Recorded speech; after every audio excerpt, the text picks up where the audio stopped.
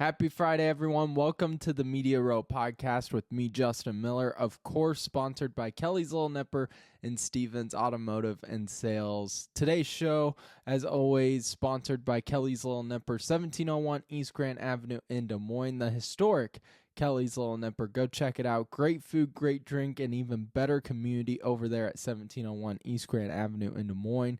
Perfect place if you want to go have a game night with the family. Wednesday nights they got trivia, and then on the weekend supporting live and local bands over there at the historic Kelly's Little Nipper. Always a great place to be no matter what you want to do. They have you covered over there at Kelly's Little Nipper. When you get there, make sure to let them know that Media Row sent you.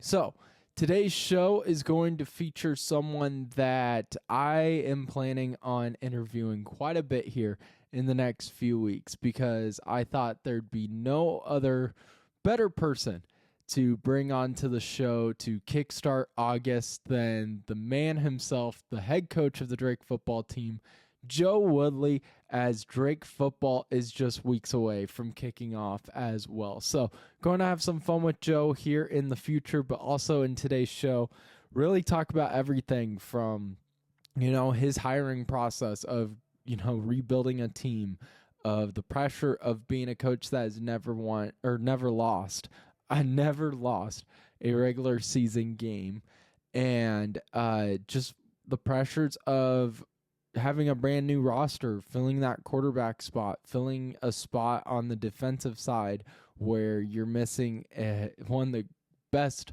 defenders in Drake history with Finn Claypool, who's now at Fresno State. So a lot of good stuff to get to. Hope you enjoyed the show.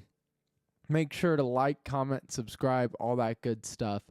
And yes, just a quick reminder, no show on Monday as this weekend have a wedding, so won't be able to pre-record the show on that Sunday night like we usually like to, just as a scheduling heads up. But without further ado, here is Drake football head coach Joe Woodley. Coach, I was sitting this morning, trying to think of a good icebreaker question, and I stumbled across the story of Brian Urlacher and his weird, kind of superstitions he had before games. And he'd have to eat 2 chocolate chip cookies before he would take the field. That was his superstition, which I think the guy just wanted to eat some chocolate chip cookies, which I don't blame him. But do you have any weird coaching superstitions? Have you ever witnessed any weird player or coaching superstitions in your time? Well, it's probably a good icebreaker, Justin, but man, I don't. Well, I kind of had one, and I don't know. Maybe I'll keep it going.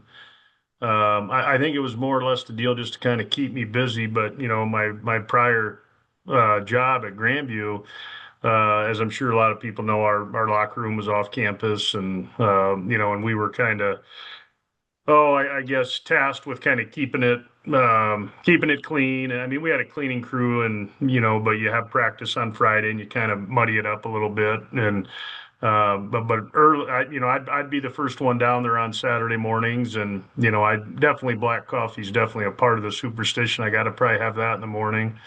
But what I did, down there, and because we wore a lot of hats at the NAI level. I was somewhat of I had a guy that was in charge of equipment, but obviously I made a lot of decisions. I helped him with it, those kinds of things. And, I have a full-time equipment guy here, but, not to beat around the bush too much. So what I would do is I would get down there, probably, for a noon game. I was probably down there about 7:45, and depending upon if the grass outside our building needed trimmed up, I'd either mow or I'd weed eat around that in case we had recruits coming, or so I would make sure the outside would look pretty good first, and then I'd go inside and I'd vacuum the locker room, and then I would bring everybody's chairs out and put kind of fold their jerseys over the top of their chairs, just to maybe give them a little bit of a big time feel. And it was just kind of a process. I don't know that it was necessarily a superstition. And I just enjoyed doing it. I wanted to make going down to that locker room feel a little bit different on game day. And that's what I did. I don't, I guess I'll have to get with the equipment guy here and see what we got to do on that end. But I enjoy it. Like I said, anything to just kind of take my mind away from what's about. I mean, obviously your mind's on it, but just to kind of maybe distract you a little bit, and because everybody has some butterflies, and if you don't, you're really not. You're probably doing it for the wrong reasons. That's what this game kind of does for you. I wouldn't necessarily call it a nervous energy, but more of an anxious energy. And but yeah, I know that was a pretty long answer to a short question, but like I said, not necessarily a superstition, but I would say probably more of a routine. And I could maybe see myself if those things are already in place here, I could see myself maybe taking a few laps around the blue oval or something like that, just to kind of stay busy. So yeah, I would say that would probably be it for me. But in your time as a coach and also, as a defensive coordinator when you're under your dad at Grandview, just do little things like that. Does that change the mentality of a team when you do fold a jersey over a chair? Like little things like that can help a team in a sense. Well, I think it just tells you maybe, you're thinking of others before yourself, and I've always tried to be that way. I know we all have selfish moments. There's no doubt about that. But I think guys want to play for somebody that they know cares about them, and I think that's I try to pride myself on that. I'm not saying I'm perfect in that area, but yeah, I think if you show people that you care, I think it goes a long ways, and they appreciate it, and again, I don't know if it works that way, but I certainly feel like I've tried to do that, and I feel like we've had pretty good results with it. Is this the time of the year where everything starts to really sink in that it's football season? 1st of August, you just had your first practice not too long ago. I know you've had spring games, summer practices, workouts, but is this when it really truly sets in, or were you already in the mindset of like, no, it's full go now in the spring? No, I think you're probably correct on that assumption, Justin. Really, once it gets past, I think you'd ask a lot of coaches this. I think once the Fourth of July weekend's over, like I said, those butterflies start to creep in a little bit, and you realize it's right around the corner. And in our case, man, I've never started a fall camp in July, and because we have this early kickoff on August 28th, and this date was already kind of set, before I got here, which I'm sure I could have tweaked it or changed it, but we have kids from all over. Who knows how far in advance they may have gotten plane tickets and things like that. So I said, no, that's good. Let's keep it there. So we reported July 29th, and I think like. I've over at Grandview, man. I think there's been years, and I want to say it was even last year. It might have been August 13th when we reported because we didn't play till September. So yeah, it was a little different. Then you throw in, being a new coach, and you kind of had to speed up in recruiting, and then we had some numbers issues in the spring, and then you're kind of in that portal a little bit, and Drake really hasn't dabbled too much in the transfer world, at least to my understanding, and we've got a number of those guys that are here right now to kind of pick up uh, for what was lost from last year. There was 23 or 24 fifth-year seniors on last year's team, so felt like we had to backfill on that a little bit. I feel like at least through 2 days, we've had two practices thus far, and certainly happy with the progress. But yeah, Justin, it's that time of year. I think definitely, tomorrow, August 1st is really a probably appropriate time. And gosh, I think there's even an NFL game either tonight or tomorrow. So seems like when that one comes on, it's like, okay, it's about football season. And but yeah, I'm glad it's here, because again, being in your first year, you think about a million things, and it's really not necessarily being in your first year. It's about being a head coach. You're just you're just kind of always, on the alert, I guess. What should we be doing right now? What should I be thinking about? What should my coaches be thinking about? What should the players be thinking about? Am I organized enough? All those things are just constantly.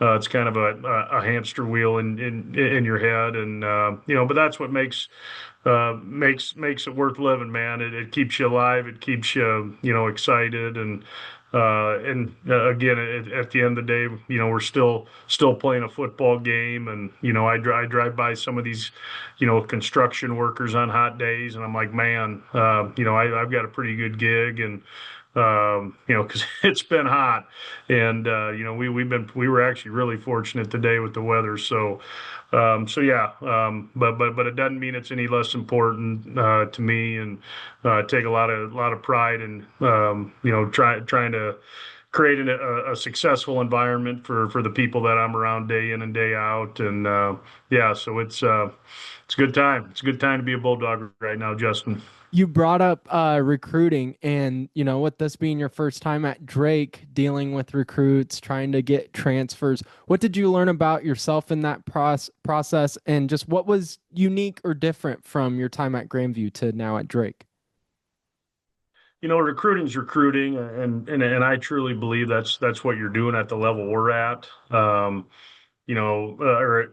for the most part, you look at all them Power Fours, and it's even creeping into some of the Group of Fives and even some FCSs.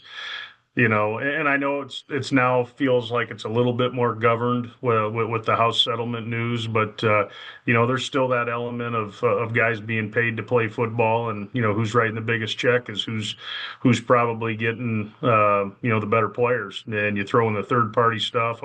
We don't know where it's at right now with the guidelines and things like that on all those kinds of things. So I think we're still in a world of trying to duke it out with other schools very similar to us, and to me that's what recruiting's truly about, and forming relationships and getting to know families, and learning about all these kids that we're recruiting. And I feel like we did a really good job for with the time that we had, and again that led into a little bit of the transfer piece when once kind of that spring portal opened. I thought we became pretty active in that, and I thought we did well with it. It wasn't something that we totally emphasized here, but we just felt we needed it at a handful of spots, just to, like I said, kind of backfill for some of the veteran. The veteranness, if that's a word, that we lost, and like I said, I like what I've seen out of what we have brought in some of those spots in these past couple days, and they were here with us. A lot of them were here with us through the summertime. So yeah, the recruiting piece, I think, that piece of it didn't change. I would say probably the biggest difference between a Drake and a Grandview, in my time at Grandview, we would run up against Drake every once in a while, more so on an in-state kid. But what I think Drake gives you, with what we may not have quite had at Grandview, and this is no knock to them, but Drake's been around a long time. Drake football has been around a long time. It's really a national brand, and it's Division I, and you can go down to Houston, Texas, or Phoenix, Arizona, or Denver, Colorado, and chances are they've definitely heard of Drake, and I think that's the kind of that ultimate, or that that very first conversation, like, oh yeah, I know where Drake's at. It's in Des Moines, and so that kind of breaks the ice there, and then that gets them interested, and then it's just a matter of forming that relationship, trying to get them to come take a visit, and I think the people that are at this place are pretty special, and again, I haven't been here real long, but it didn't take me real long to figure that out, and then of course the coaches that I've hired, I feel really confident in, and their abilities to recruit, and certainly looking forward to see what they can do as time moves on. As we're kind of somewhat caught up, I guess. We were still a little bit behind on, you'd like to have started on 26 in January, but we just weren't there yet. We were still kind of working on the 25 stuff, but we're at a number of commitments right now that we feel good about, and we think that'll continue to grow here. Probably by the end of August, I think we'll be in a pretty good spot with all that. So. this week got started off to a great start. I mean, of course, with just practice, that's always a great feeling to see everyone out on the field. But you were also picked second in the coaches' preseason poll in the PFL. And just feelings on that. I mean, again, it's a preseason poll, but still just knowing that other coaches have respect for what you're doing and building at Drake already. Yeah, yeah, Justin. I think that's certainly a piece of, yeah, yeah. I mean, a little bit of the way I look at it. And again, I'm not trying to, at the end of the day, Justin, it's where are you at the end of the year, and if you start looking any further than the end of your nose, chances are, you're not really focusing on the right things, and that's always been my approach. I've never really, yeah, I mean, you have some goals that you talk about, inside your team and your team meetings and things like that. And I haven't even talked about that with our guys yet. I need to see them.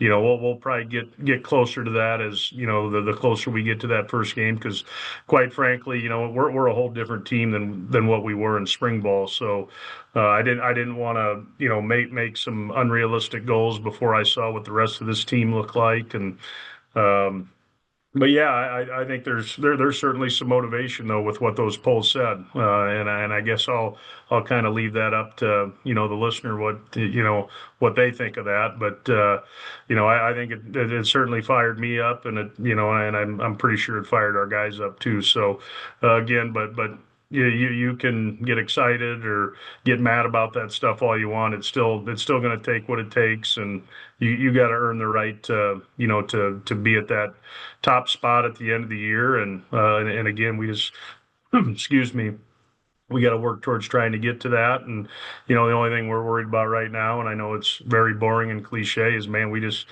got to try and get better tomorrow. And and then that kind of leads to we got to get better in the next week, and then in the next month. And we got to try and win that first game. And that's really needs to be the focus right now.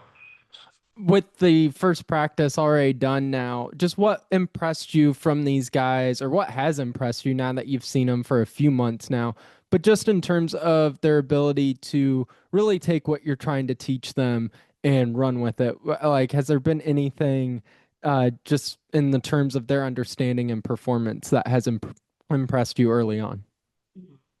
Justin, I would say just the energy, and I think any coach across the country would probably tell you that after 2 days. But because everybody's excited for football, you're excited to get out there and go. And of course, we've had pretty good weather. We're practicing at 9 in the morning, so that helps. And but the energy's been really good, and we're not.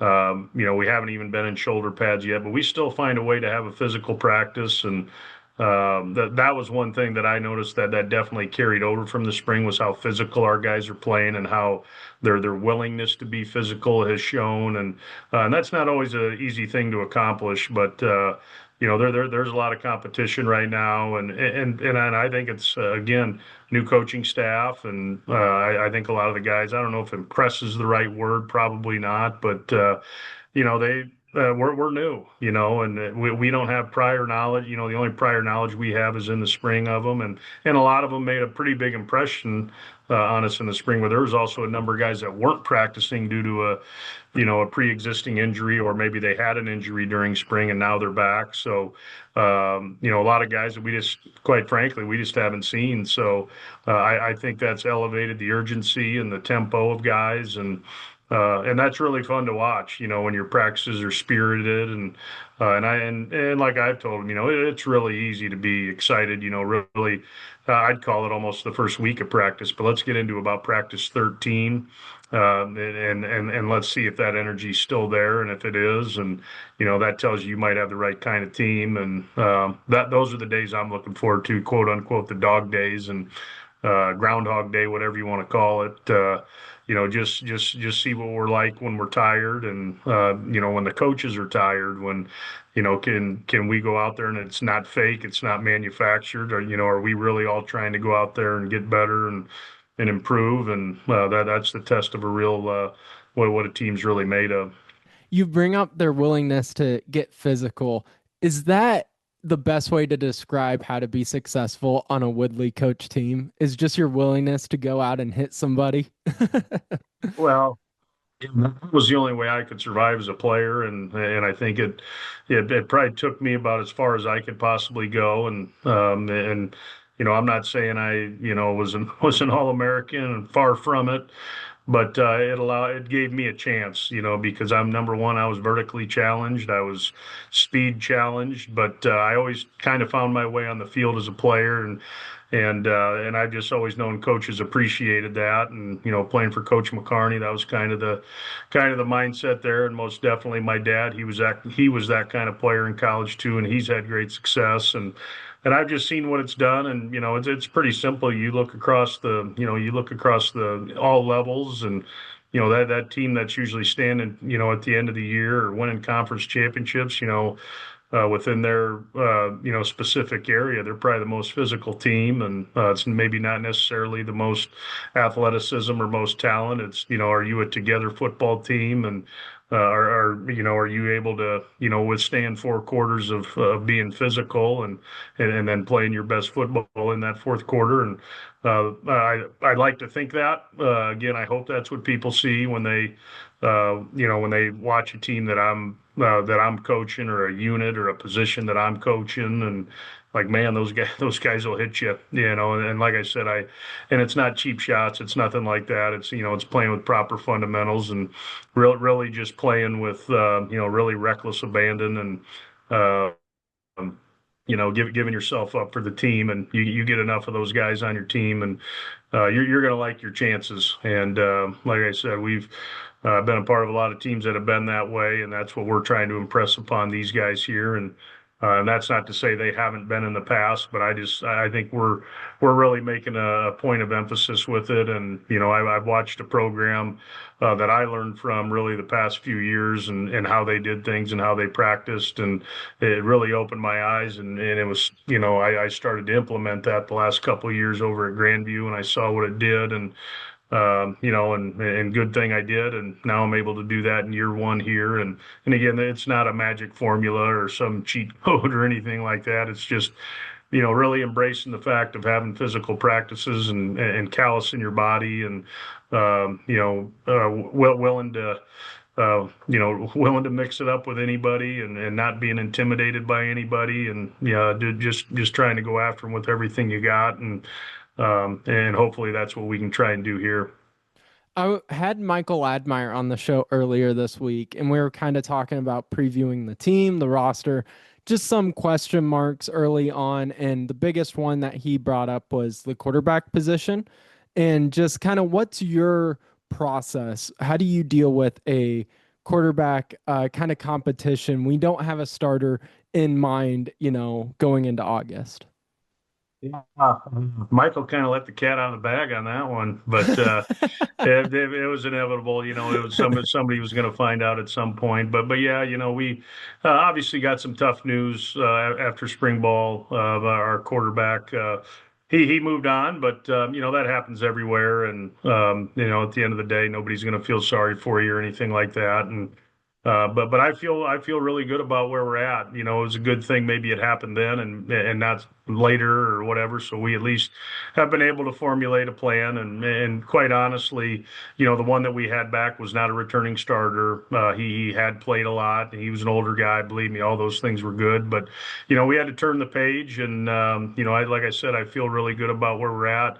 And we had already recruited a transfer that we were excited about, and that's, I'm not sitting here anointing him the starter yet. We're 2 days in. We've got some other kids in this program that have been here a long time, that have kind of waited their turn, and they're all battling it out right now. We've got two true freshmen in the program that we feel really good about. And again, it's 2 days, but certainly the ceiling's pretty high on a lot of those guys, and I just think that competition should bring out the best in all of them. So I think we're gonna find us a really good quarterback here in the next few weeks, and we're gonna get behind him, and that's that. And the other ones, if it's not them, they got to be ready to play. They got to be supportive, and the team's going to support whoever it is.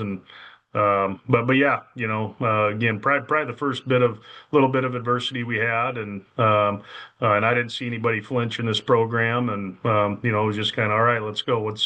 What's next? Let's figure this thing out, and that's what we're doing right now. Have you seen, Kyle Kemp, who's your offensive coordinator and quarterbacks coach? How has he handled that adversity early on? And I remember Admire saying too, of like he talked to Kyle, and Kyle right away was like, "Oh no, we're going to be just fine." Like had that pure confidence right away. Yeah. Yeah, that's a good point to bring up, Justin, because it really didn't cross my mind, but Kyle's had some pretty good experience in that arena, right? With some young guys, Yeah. and you know, because we just don't know how this is going to play out. But he's been around that quarterback position a long time, and he happened to be around a couple really young guys that took off in their career with Brock Purdy and Rocco, and he knows what that situation kind of looks and feels like, and how to bring those guys along. So feel really comfortable with Kyle being in the seat that he's in right now with our situation, and yeah, so. Like I said, he has, and him being a quarterback, I shouldn't say I think I know, he understands how important that position is, and how to approach it and how delicate it is. So, yeah, so I think we're in really good hands, with Kyle, kind of handling that situation. Ultimately, obviously, I'll make a decision, but Kyle certainly, I'm going to lean on him quite a bit for that. All right, to finish up here, Coach, I have a fun question for you. After watching the film, really thinking about studying it, because I know it's been on your mind for a couple of months, what does our Media Row charity golf scramble team need to do better for next year with you, Ross, Carson, and I? I don't even remember what we shot, Justin. It's I can't probably a good remember. thing we don't remember. Yeah, and if I remember correctly, it was really cold or It rainy, was or both. I feel like I had pants on, and I'm never a pants on for golf guy. But no, I got nothing. I loved it. I loved every second of that. I think we had some good music going, and I think we all kind of chipped in a little bit. And that the food we had at the Nipper Oh, afterwards was outstanding as always. And no, I just hope you invite me back. oh, I guess that absolutely. I'm glad you reached out, and yeah, I had a lot of fun that day, and it's always good to reconnect with Ross. As you know, I that guy is like he is busy, and so it was good to kind of nail him down for a few hours and be able to hang out with him. I kind of miss hanging out with old Ross. We did a lot of it back in the Grandview days, and then he kind of went and did his thing, and now he's kicking ass in the real estate world, and Yeah. yeah, it's and yeah. So, like I said, man, I'm in. If you need a fourth next year, I hope you can dial up a little bit better weather, I'll try my best. but it made us tougher. Anything like that'll make you tougher. I'm all for it. So all good. Can't thank Joe enough. First off, carried the Media Row golf team a few months back when we did the Kelly's Little Nipper charity event over there at Grandview Golf Course, which was a blast. It was great to actually like get to know Coach on a personal level because I'd only talked to him a few times over the phone when he was at Grandview over there at KXNO. So it was really great, and I can't wait to really grow this bond too as football season is here. I'm in a weird spot because part of me is like, yes, football season. Let's get it going. I love, love, love football, pro, college, high school. All of it's fantastic. Another part of me is like, we can pump the brakes, right? Like, summer doesn't have to end just yet. I love summer. There's so much that we still haven't done. We have our camping trip coming up. I have some exciting news next week that I'll share that my brother surprised me with that does feature football, but that will mark the end of summer, especially when I head up to Wisconsin with that surprise. But there's so many things. We always try to go kayaking, haven't done that yet. Barely have fished when we really wanted to try to get out there and fish. So pump the brakes a little. I'm ready for summer to stay a little longer, but I also don't mind football knocking on the door. So huge thank you to Joe Woodley. We will have him on, of course, in the future as we get ready for football season here on the Media Row podcast. But before we wrap up today, Stevens Automotive and Sales, a proud sponsor of the show, 5320 Northwest Beaver Drive, 35 years of family owned and operated. They're loyal people, great communicating with all their employers and all the people that walk in through their building. And finally, no BS coming from Stevens Automotive and Sales. Best people to deal with if you're buying a car, if you're selling a car, if you need work on your car, if you're just trying to get advice of what car to get for maybe a young family member that's getting out on the road. There's nowhere better to go than 5320 Northwest Beaver Drive in Johnston, Iowa. 35 years of family owned and operated here in the state. Go check them out. And when you do, make sure to let them know that Media Row sent you. So have a great weekend, everyone. We are off to a wedding. We will see you on Wednesday as we have yet again another short week here on the Media Row podcast.